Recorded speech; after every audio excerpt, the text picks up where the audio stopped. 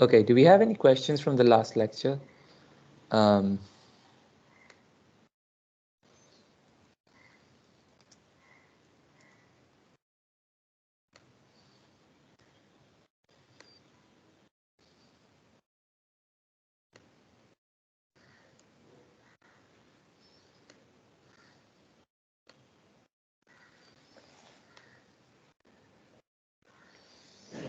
okay, I can get rid of this.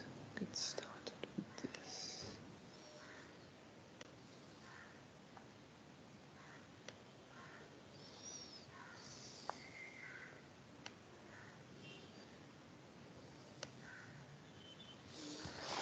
Screen visible to everyone?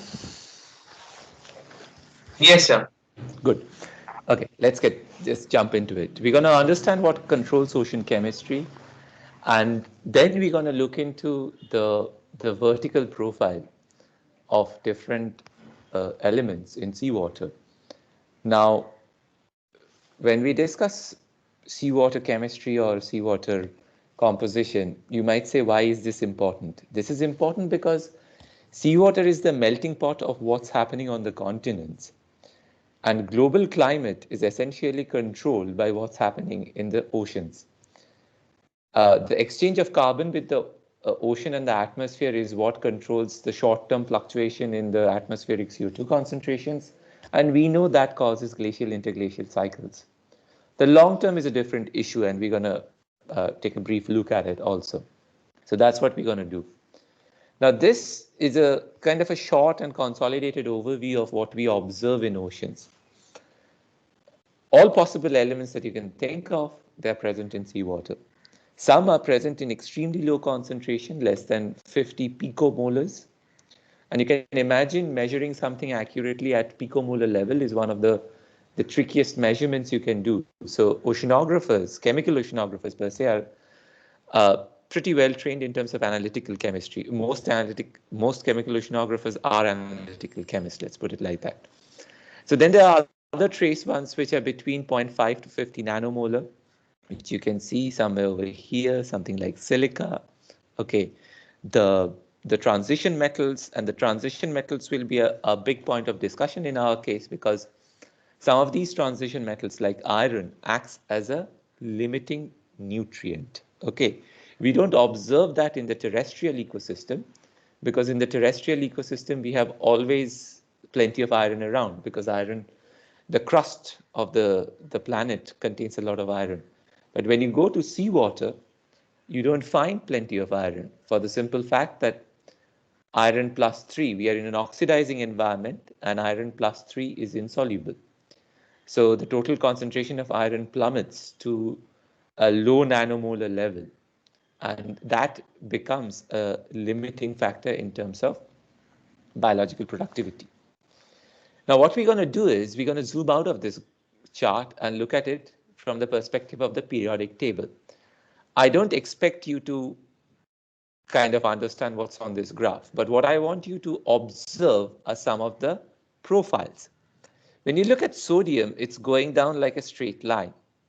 When you look at potassium, it's going down like a straight line. So what is this? This is the vertical profile of elements in the North Pacific Ocean. And on the y-axis over here, we have depth going from 0 to around 6 kilometers. And on the x-axis on top, usually we have concentrations. And different symbols denotes different types of concentration scale, from picomoles per kilogram to micromole, millimoles per kilogram, and some of the radioactive ones, which are given in triangles, are microbecquerel per kilogram. The things to observe is that, say, beryllium has a low surface concentration and goes up in the deep. Boron stays flat. Carbon has a slight depletion on the surface. Nitrogen, we are looking at the nitrate species, has almost complete depletion or a quasi-quantitative depletion at the surface, then a rise, and then it remains kind of flat. Oxygen obviously is being diffusing from the atmosphere into seawater, then there is a sharp decline, and then it goes back to a certain value. Argon, you have seawater water column, slightly higher concentration than surface ocean, It looks like it's diffusing out of seawater into the atmosphere. So look at iron. Iron looks very similar here to that of nitrogen. That looks very similar to phosphorus. That looks very similar to silica. So what are these elements? These elements are showing a, a almost quantitative depletion on the surface, but the deep ocean doesn't show much of a difference.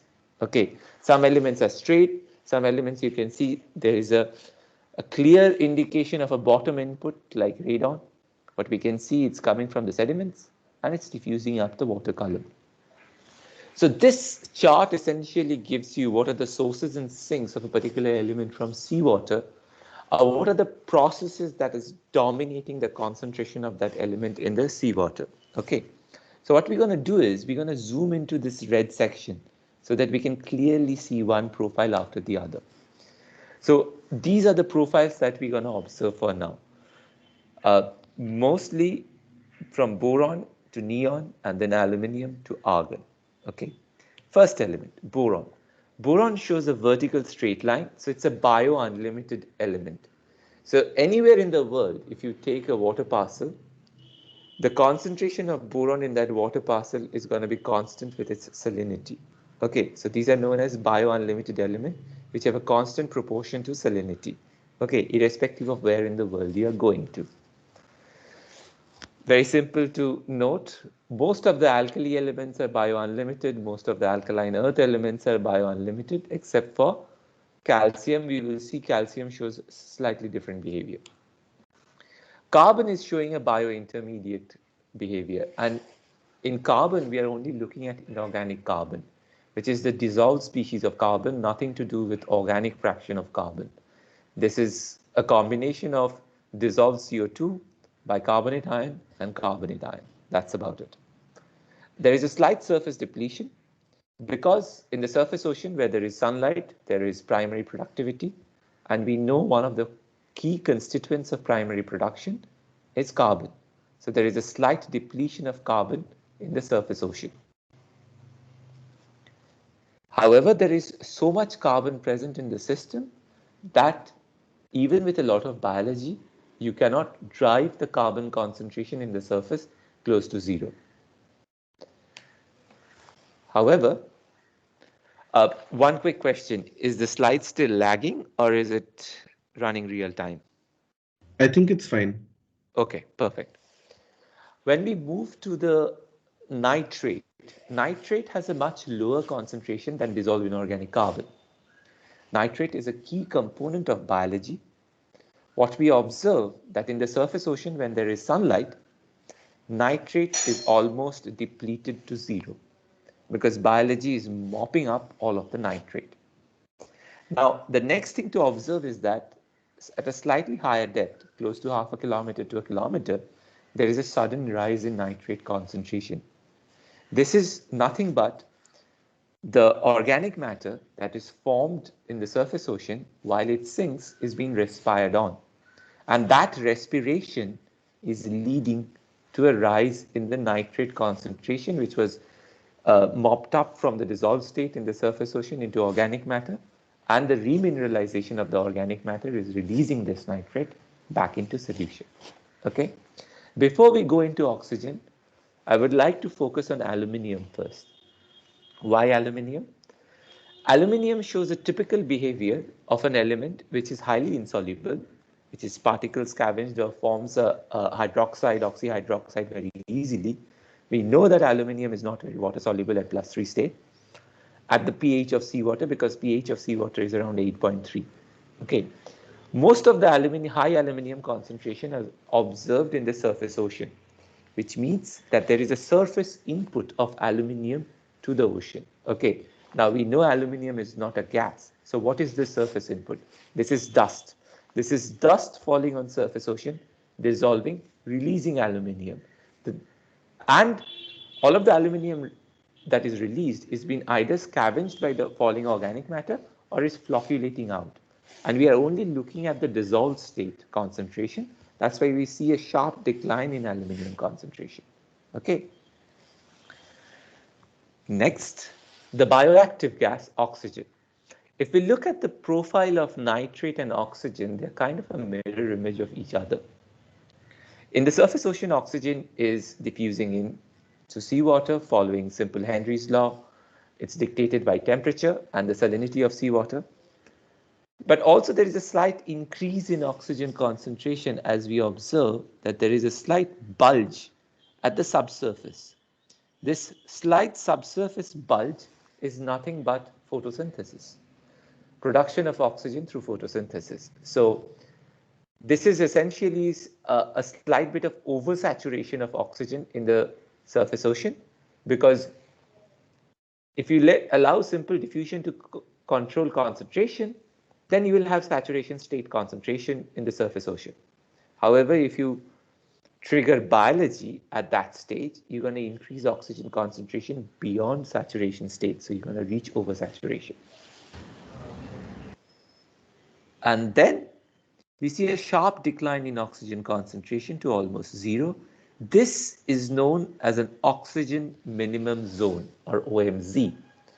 And oftentimes you read about in the newspaper that there is a red tide or some algal bloom in coastal ocean due to eutrophication, or that is supply of nutrients like nitrate phosphate, or a pond becomes eutrophicated, so there is an algal bloom.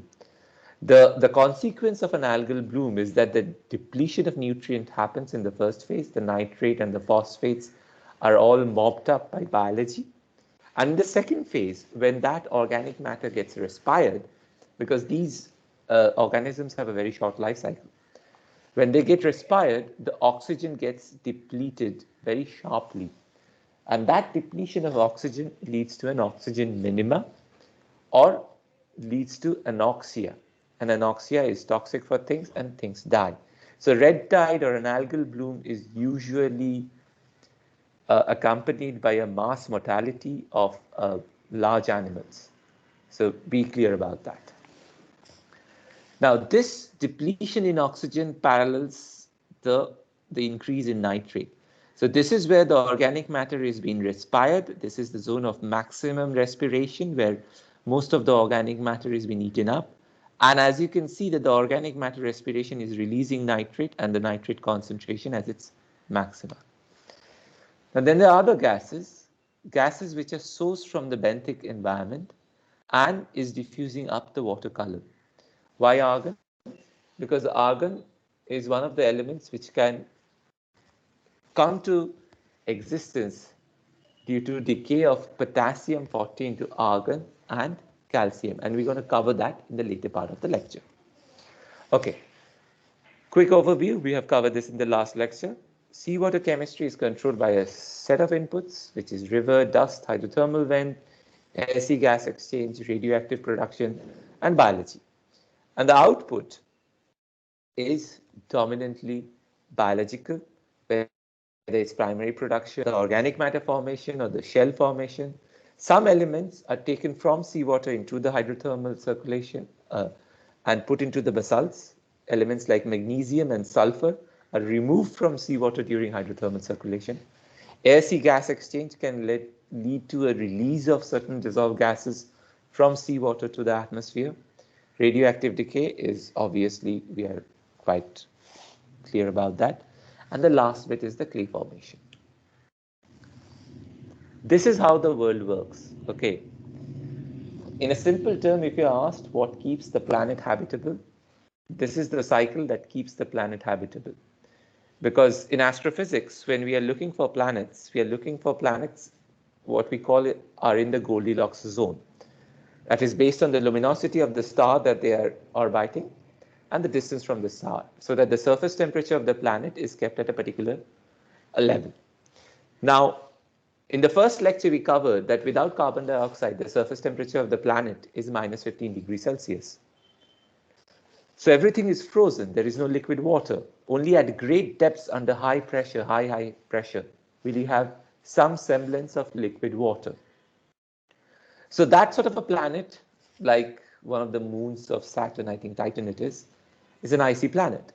Okay, an icy moon, not an icy planet.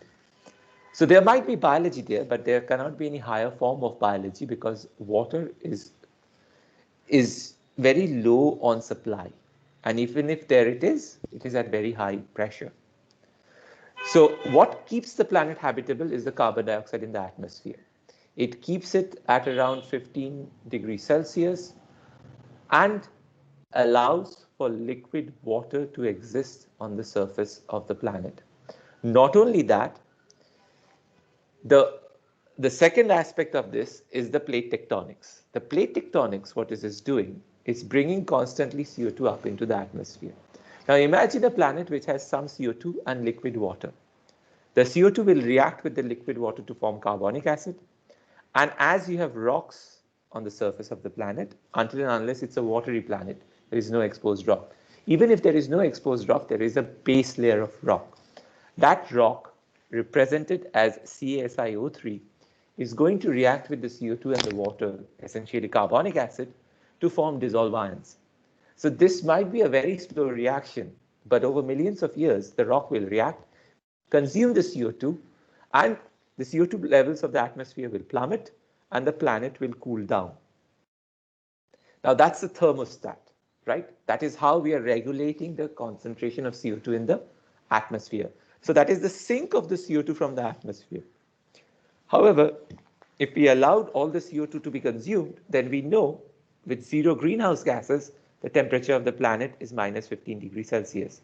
Has it happened in the past? Yes, it has. These are known as snowball Earths, okay? But it has happened hundreds of millions of years ago, okay? And why would that happen? It would happen if we stop the supply of CO2 to the atmosphere. And why is the CO2 supplied to the atmosphere? Because there is probably 99% of the carbon that is there on this planet is trapped in the mantle. And anything that comes out of the mantle brings CO2 with it. So whether that be subaerial volcanic activity or subaqueous volcanic activity, we are bringing back CO2 to the atmosphere. So this is a constant CO2 from the mantle to the atmosphere and the consumption of CO2 by weathering of silicate rocks. The weathering of silicate rocks are supplying material from the continents to the oceans, okay? And also the subaqueous volcanic activity is collectively known as hydrothermal vents, okay? And they are also supplying soluble products to the ocean and removing certain soluble products from the ocean. Other than that, there is biology in the ocean, which is taking the calcium, the bicarbonate, forming calcium carbonate, the silica, forming silica shells. In the end, all of these sediments are getting subducted through plate tectonics and coming back up during to complete the cycle. Now, remember one thing. Without plate tectonics, life cannot sustain in a planet because there has to be renewed supply of material to the surface of the planet to sustain life. Okay. Now, this is a typical weathering reaction in false color image. We have a iron silicate, ferrite reacting with CO2 to form siderite. Okay. And the global thermostat is compelled by that. So essentially, the weathering of silicate rock is consuming CO2 and supplying dissolved ions to seawater. And this supply of dissolved ion to seawater is through the form of rivers. Thus, rivers are one of the primary controllers of seawater chemistry. And this gives you an overview of which ocean basin is drained by rivers from which part of the world. Okay? But key thing to remember that the Bay of Bengal, which is over here, is draining some of the largest rivers the world has. Okay, so it has a very low amount of the very low salinity in the surface Bay of Bengal because there's a lot of freshwater discharge. The key difference between river chemistry and seawater chemistry is given in this figure. On the left-hand side, we have the pie chart of dissolved ions in seawaters. On the right-hand side, we have the pie chart of the major ions in river. This is a global average. The first thing to note is that rivers are not a big source of sodium and chlorine as it is observed in seawater. This is because ions, once they reach the seawater reservoir, their residence time or the average amount of time a dissolved ion spends in seawater is a function of its rate of removal. Okay, rather than the rate of supply, it is always a function of its rate of removal. And we're going to get into residence time in the next lecture in pretty in-depth fashion. So the slower the removal, the longer the residence time, the more the concentration builds up. So that is exactly what we observe with all the alkali elements and the chlorine ion. Whereas calcium, which is a major component of rivers, is not that big a component of seawater, because calcium is constantly removed from surface seawater through production of calcium carbonate shells by biology. Essentially, to put it in context, every piece of marble or every piece of chalk that you see on the planet used to be a dissolved calcium ion and a carbonate ion in seawater, which were brought together by biology to form a calcium carbonate. Okay? And if you look at the global average from different continents, we see that the river chemistry is dominated by the presence of calcium and magnesium, not by the presence of sodium and chlorine. So this is why the reactivity of an element determines the residence time and hence the concentration of that element in seawater. Next comes the hydrothermal circulation. Hydrothermal circulations are present everywhere at the bottom of the ocean. This is a picture of a black smoker from the NASA website. And what you can see is a lot of life around it. So it is kind of universally accepted that life on Earth started at hydrothermal vents. Because in the early part of during the early time of the planet, there was no oxygen in the atmosphere. Because all the oxygen that we have in the atmosphere is essentially produced by biology. And in the early part of the planet, there was no living organism, so there was no oxygen. No oxygen means no ozone. No ozone means no UV shielding. Without the UV shield around us, the surface of the planet was perfectly sanitized. And thus, there was no chance of biology to start on the surface of the planet. Only at depths, we don't have to get to 5 kilometers, 6 kilometers depth. You can be even at 100 meters depth. Because we know that the attenuation of UV radiation in aqueous solution is very high. I think within 100 meter, you're at less than 0.1%. So only at depths where the surface was shielded from UV radiation, life started using the thermal energy from the interior of the planet and the chemical energy to give rise to living forms. So this is where life originated according to all possible theories. Now the hydrothermal circulation or the hydrothermal ridge system is a global system. It's the longest mountain chain in the world. It runs from Iceland all the way down to the Southern Ocean.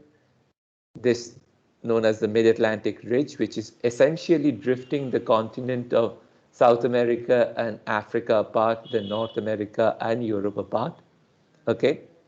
Then there is the Ring of Fire all around Pacific, which goes around this, goes into the Southeastern Asian part, and then one ridge goes up to the Japan part. And wherever there is ridge, there is drifting of the plates away from each other, and these are highly earthquake-prone zones. As you can imagine, Japan is a highly earthquake-prone zone. Now, this ridge system acts like this. You have a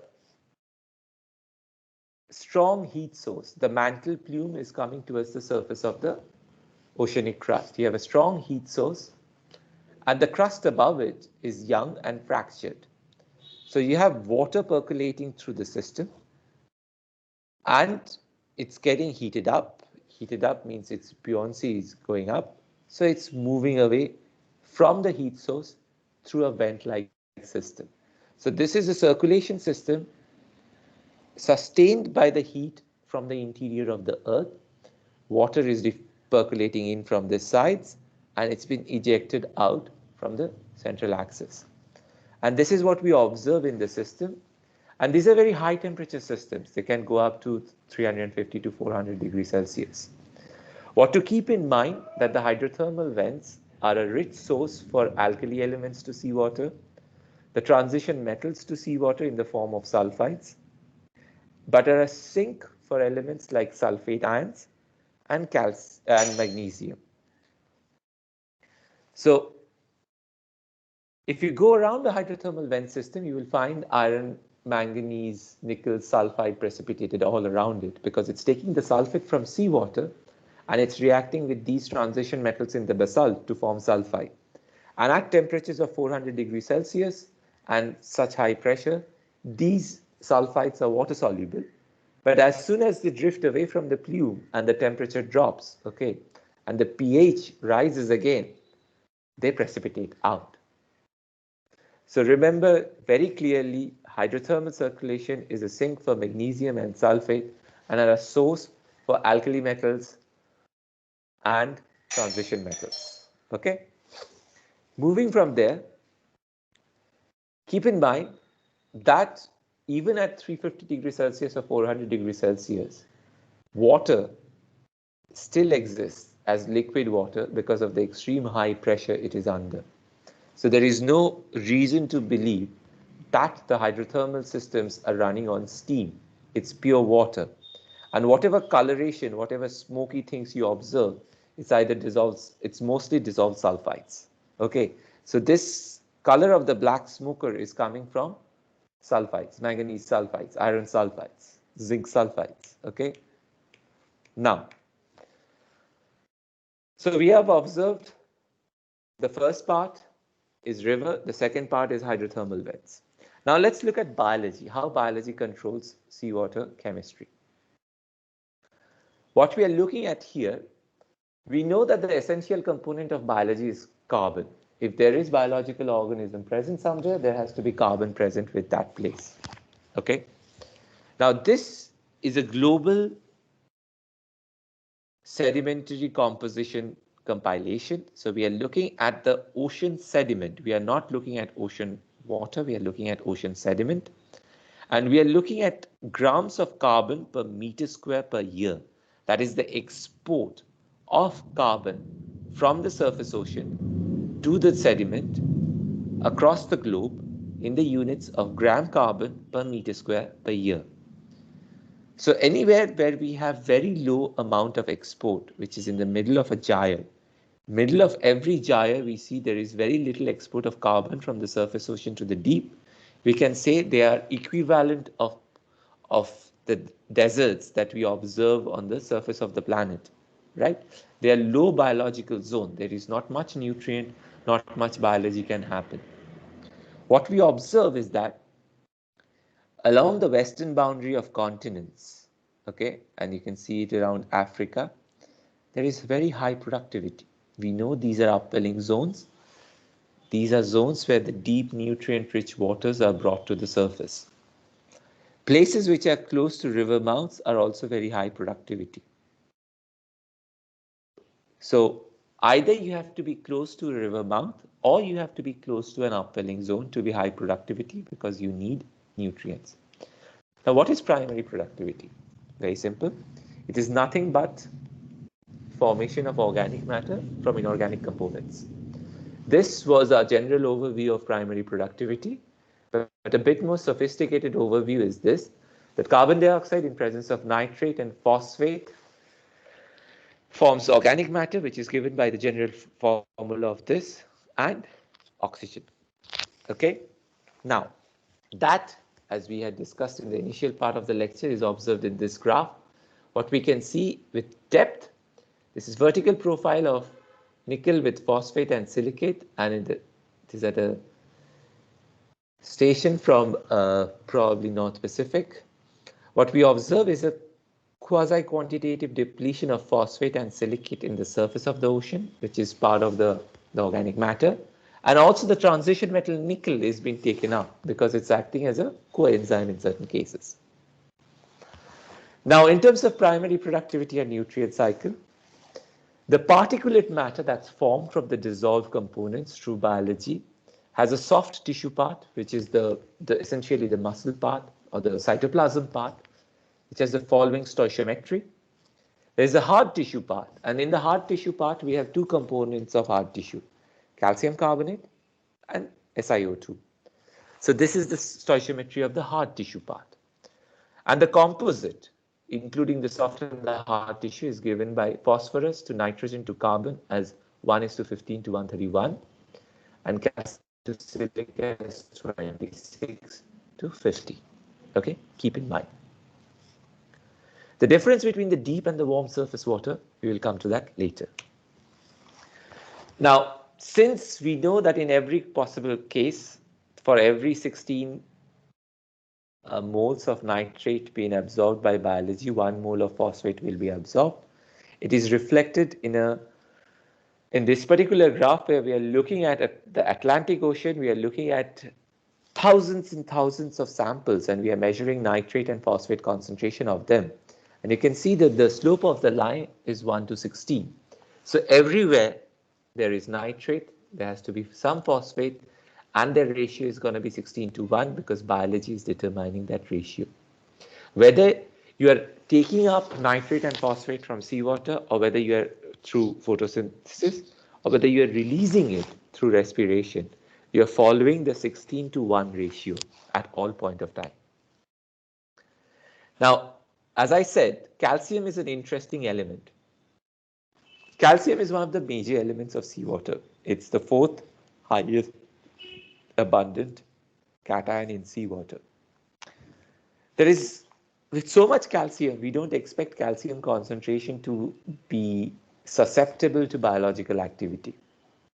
However, what we observe with very careful measurement, that the calcium to salinity ratio, we have to always go by salinity, because if you do a simple depth profile, you might see an increase in calcium concentration in the surface ocean. That will not be a function of a biological activity or an inorganic input or an inorganic process. It will simply be a function of evaporation.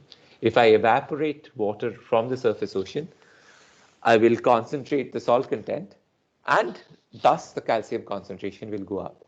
So anytime we are looking at a major ion concentration with depth, we're going to normalize it to salinity, so that any salinity, evaporation, precipitation dependent artifact is removed from this profile. So the calcium to salinity profile shows a depletion in the surface ocean, and that is within the top 1,000 meters depth. And this is because, if we go back, the hard parts, the calcium carbonate shells, are taking up calcium to carbon at an equivalent ratio. So CaCO3, calcium to carbon, is going to be 1:1. And that is reflected in the depletion of calcium concentration in the surface ocean. An interesting observation is that elements like germanium has nothing to do with biology, okay, but shows a very similar profile as silica. Why? Because they belong to the same group, and within the same group we know that they have similar chemistry, and biology is not, lower form of biology is not that intelligent. So an organism, when trying to take up silica from seawater, might mistake a germanium as silica. So the germanium and silica will always show a 1:1 ratio in terms of their uptake and release, because formation of the hard part, silicon oxide, is taking them up in the same proportion as the release when the hard part is getting dissolved. The next is the atmospheric input of material to seawater. These are two profiles of lead in seawater. The concentration of lead given on the x-axis, top x-axis, in picomoles per kilogram, and on the y-axis we have depth. The higher concentration is observed in North Atlantic, the lower concentration is observed in North Pacific, which is kind of intriguing. Like if I have an element being supplied to the seawater through surface input, and it has a constant global surface input, all oceans should have very similar concentration profile, but no.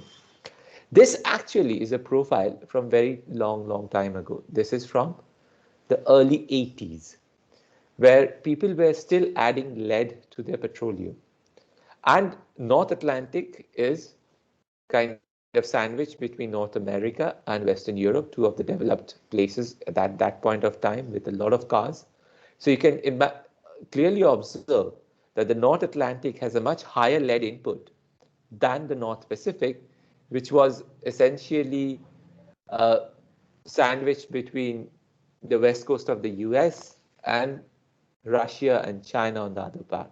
And China at that point hasn't reached the kind of economic superiority that it has reached. And so the number of cars in that entire system was much lower. So the burning of fossil fuel was much lower, and the amount of lead in North Pacific is observed to be much lower than that of in North Atlantic. However, with the decrease, with the new laws of lead not being added to gasoline, we can see the evolution of the lead curve, okay, in the North Atlantic very clearly. This is a lead profile from the BATS Bermuda section, okay, yeah, here it is, from 1979 to 1993. So this is a station at Bermuda, and we are looking at lead concentration in water column in picomoles per kilogram. Be aware of the fact this is some of the most difficult measurements that have been made in oceanography till date, because you are measuring something accurately at picomolar level, and this is very commonly contaminated because there is lead everywhere. So 1979, this is the same profile that we had seen before, much higher lead concentration, and with passing time, with removal of lead from gasoline, you can see that the lead concentration is decreasing in the surface ocean much more rapidly. However, at the intermediate depth, we still see slightly higher lead concentration. So from having a profile which goes down in concentration with depth, we now have a profile which goes up in concentration, even though slightly up with depth. Okay, perfect. Last but not the least is the Asc Gas Exchange. We're going to start with carbon dioxide in this regard. Carbon dioxide, like any other gases, dissolves in seawater following Henry's law.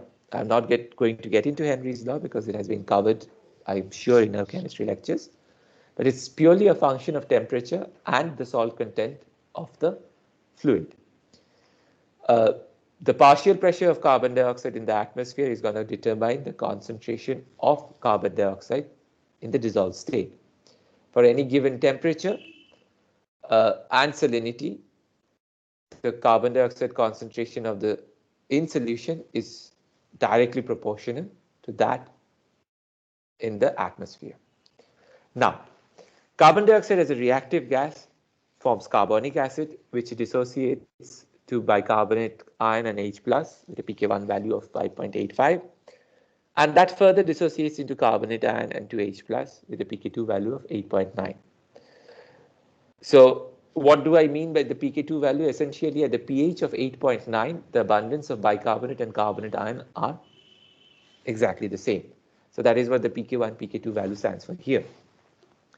And in terms of this are the components of DIC, CO2 aqueous, bicarbonate ion, and carbonate ion.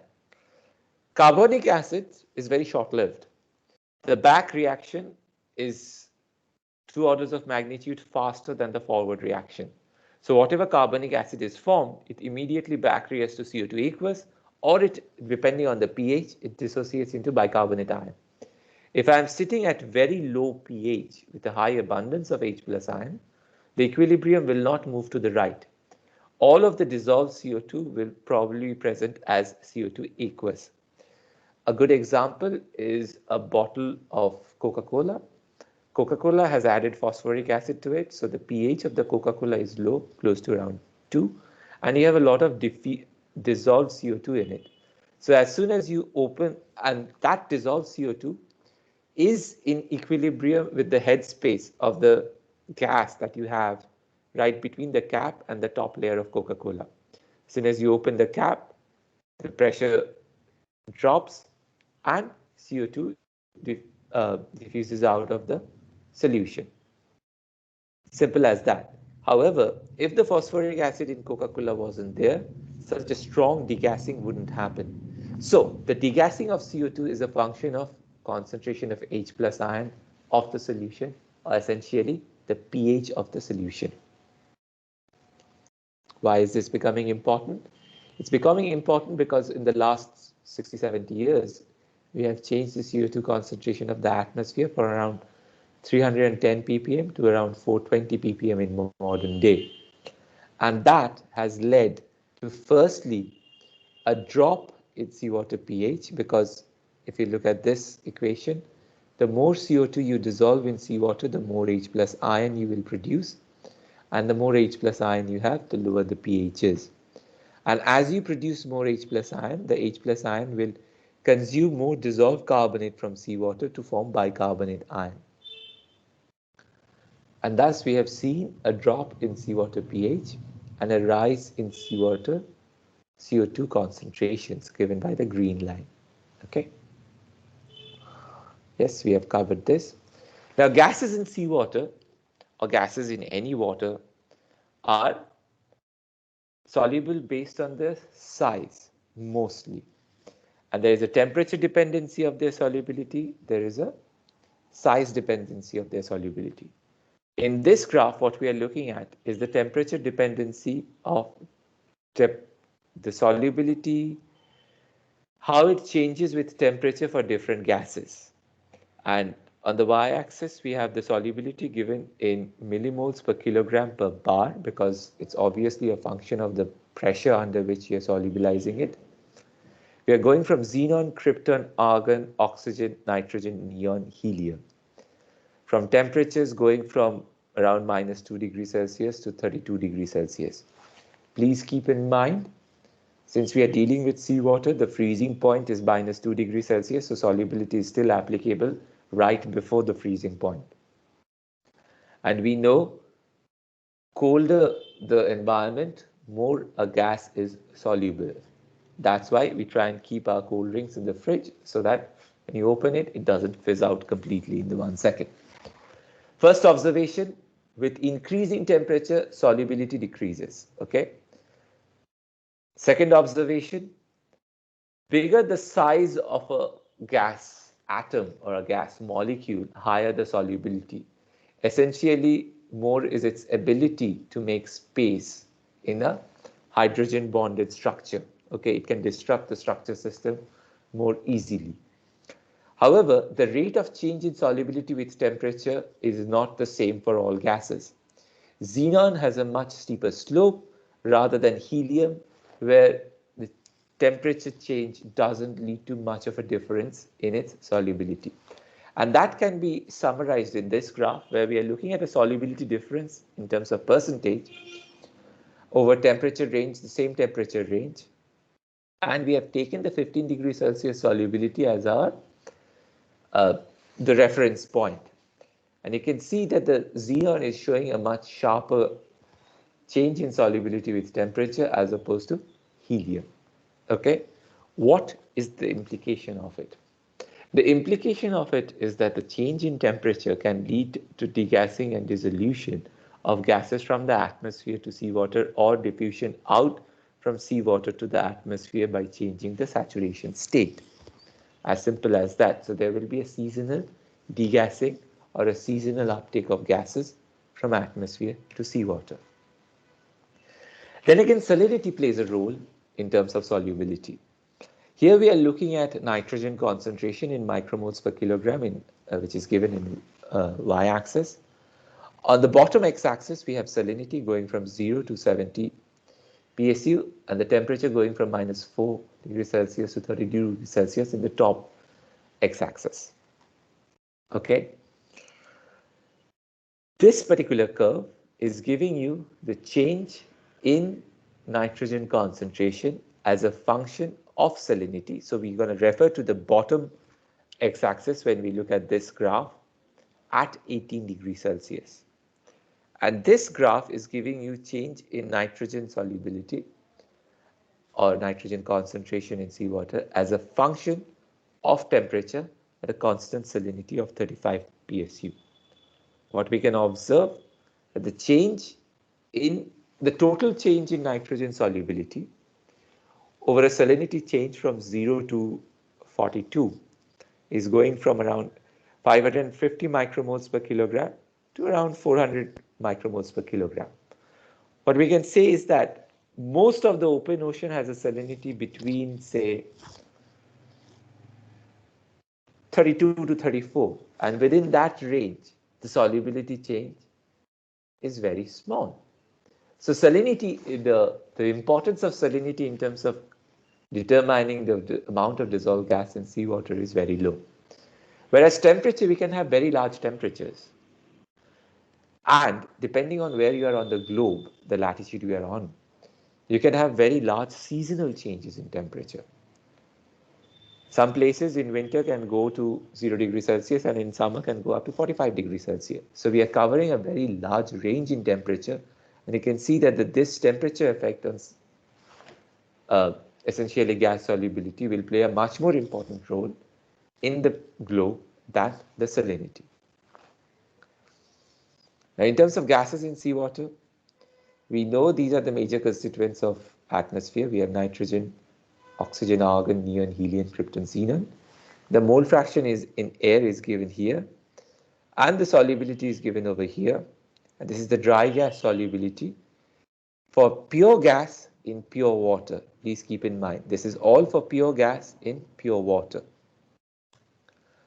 However, if we move that same component into the seawater system for a salinity of 35 per mil, and for two conditions, 0 degrees Celsius and 30 degrees Celsius, we see that the concentration in pure water versus, say, pure water at 0 degrees Celsius and seawater at 0 degrees Celsius has a markedly different concentration. But what is more interesting is that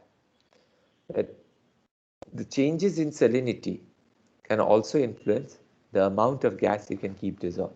So whenever you report the concentration of a gas in any aqueous solution, it has to accompany with temperature and salinity data. Now, if we translate these concentration values, okay, into what you call it, composition values in percentage, what we observe is that pure water considers, we're going to stick to nitrogen, oxygen, argon, 63.4, 34.9, and 1.7%. In terms of their mole fraction in air, they were 78, 21, 1. Okay? But the argon mole fraction has gone up because it's a much larger size, and we can see that the size dependent solubility has had to have an effect on this. And as we change compositions and temperature, we see that the composition changes because the solubility of argon has a much stronger temperature dependency than the solubility of nitrogen or oxygen. So as I move from 0 degrees Celsius to 30 degrees Celsius, I'm lowering my argon solubility more than I'm lowering my oxygen or nitrogen solubility. So there is a net decrease in our argon concentration, whereas there is a net change in positive change in nitrogen concentration, the lowest molecular weight gas in the systematics. The gases in seawater are mostly put into seawater through Asc exchange or radioactive decay, or it can come from seafloor in the form of argon, helium, nitrogen. It is mostly from sedimentary systems. Then there is biology. CO2 can be derived into seawater through biology, through respiration, whereas zinc is primarily biology or radioactive decay, which is mostly consumption of oxygen in the surface ocean, or any gas like radon. It can decay and thus can undergo radioactive drop in concentration.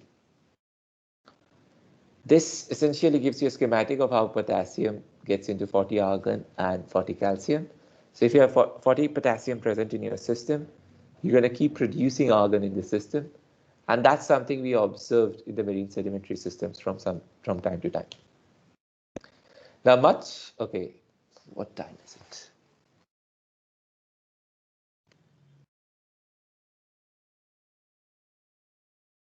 I'll just complete this part of the lecture.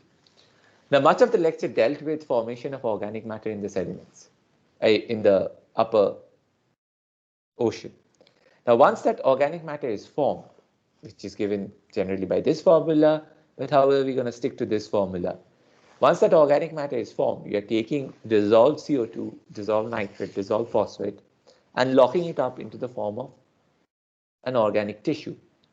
Now, the organic tissue, as we saw, that there's a lot of primary production happening, mostly along coastline and along upwelling zones. Once the organic matter reaches the sediment, it's been oxidized. Now, for a terminal electron acceptor, for any oxidation reaction, we need a terminal electron acceptor. And there is a series of terminal electron acceptors available in sediments. First is oxygen, then nitrate, then manganese plus 4, iron plus 3, then sulfate, then CO2. Remember, sulfate has a lot more oxidizing potential than free oxygen. Why? Because free oxygen has a micromolar concentration, 150 micromoles. Sulfate has 26 millimolar concentration. So the oxidizing power of sulfate far overweighs the oxidizing power of free oxygen. But this systematics of organic matter oxidation, okay, has a very strong impact. Let me go here. Very strong impact on the fate of organic matter in the sediments. If you look at the profile of these elements in the sediments, you'll see that the oxygen is depleted from its bottom water value to 0. Nitrate initially goes up because depletion of oxygen due to respiration of organic matter is producing nitrate. And then the bacteria starts using nitrate to respire the organic matter, so it depletes to 0. Then comes conversion of manganese plus 4 to plus 2. So manganese, the reduction of manganese plus 4 to plus 2 leads to the oxidation of organic matter. Manganese plus 4 is insoluble, and a lot of the sedimentary particles are loaded with manganese plus 4 and iron plus 3. However, manganese plus 2 is water soluble. As they're using manganese, you're increasing the manganese concentration of the pore water. Same with iron. As you convert iron plus 3 to plus 2, you increase the iron plus 2 concentration in the pore water. Sulfate should look like this. Constant from seawater, and then you have the depletion to 0. And then there is the methane production through CO2 breakdown. Now, all of this can be summarized into this. First phase is the aerobic respiration. Here, CH2X, NH3Y, and H3PO4Z is a general organic matter. Okay? And it's reacting with oxygen to form CO2, water, nitric acid, which is going to dissociate into nitrate and H plus ion, and phosphoric acid, which is also dissociated. The nitrate reduction follows this formula. Then comes the manganese, then comes the iron, then comes the sulfate reduction, and finally there is the methane production. Please pay attention to this bit. Okay. Now this series of reactions is controlled by the half cell potential of the entire reaction. The most amount of energy that can be derived is through oxidation via free oxygen. Okay, the amount to minus 491 kilojoules per mole. Whereas nitrate gives you around minus 480 kilojoules per mole. And if you go down to methanogenesis, this is minus 7 kilojoules per mole.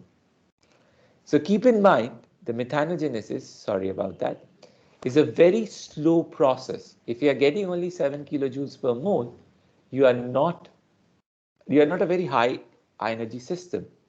So from that perspective, when you are sticking to a system which is at a much more efficient in terms of energy production, you are a high energy system. When you are moving to an energy systematics which doesn't yield a lot of energy per molar reaction, you're a very low energy system. So anoxic systems are very low energy systems. Suboxic systems can still be high energy, but oxic systems have the most amount of energy. It is what we were covering it. And there is always sulfate, which leads to formation of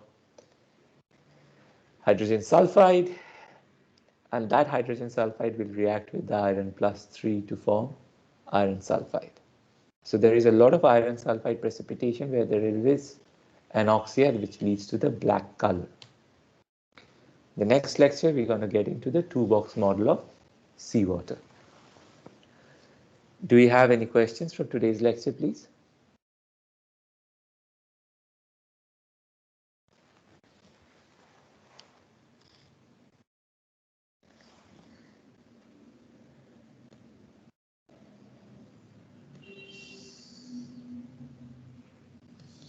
Any questions? Okay, then I'll leave you guys to it. Thank you very much. Also, sir, Yeah. so for this chemical oceanography part, what reference should we use? I'll upload the two books today. Okay. Okay. One is Pilsen and the other one is Traces in the Sea by Wally Brooker. Okay. Okay. Okay. Sir, we've heard that the UG office might have given the timetable for the end exam. Do we know when the ES exam's happening? Wait. And if you have the schedule, can you please share it with us? Trying to look at it. I thought I got an email this morning. Yeah, it's there. that UG Pro one. It's Sir, above. it's on 21st Yeah, that one. December. 20? Which one? 21st afternoon. 21st afternoon, I think. 21st afternoon. Okay. Sir, could you please share the document with us? They haven't sent it to us yet. Okay, I'm not officially supposed to do it. I'm going to put it up on my screen. And They only give it to us one day before No, the they never send it to us. I mean, for the last exam set of exams as well, they just send it to us just one day before the exam. you are allowed to note it down. Yes, I took a screenshot. No screenshots, okay? So I'll crop it. Yeah, okay. Okay, crop out my name, please. Okay, yeah. Yeah, even for the last mid-semester examinations, we had to mail the dean thrice to get it mailed to us. I think Anil is no longer the dean, right? Somebody else has taken over. Yeah, Professor Jagir, Yeah. that is the dean now. Yeah, with Anil being the dean, it was a much like the UG program was Anil's brainchild, so it was a different world back then. But I'm sure Professor Jagir will be up to speed soon. Yeah. Okay, you got it. Okay, Yes. I can't be doing criminal stuff. Okay. Okay, cool. Prepare hard. Next lecture is on Friday, right? I'll do a couple more lectures and then let you guys prepare. Okay. Thank Okay, you. dogs. Yep. Thank you. Bye bye.